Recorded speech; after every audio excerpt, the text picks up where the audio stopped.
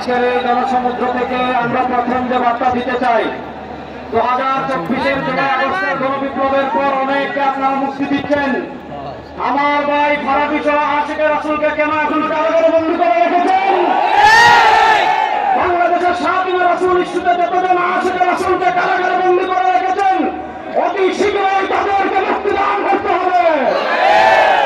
আমার অন্তর্বর্তীকালীন সরকারের কাছে আমরা দাবি জানাতে চাই, আপনারা পিলখানা ট্র্যাজেডির জন্য তদন্ত কমিটি গঠন করেছেন, 2024-এর জুলাই আগস্টের গণহত্যার জন্য তদন্ত কমিটি গঠন করেছেন, 2013 সালের 7 গণহত্যার জন্য কেন এখন তদন্ত কমিটি আপনারা গঠন করতে পারেন?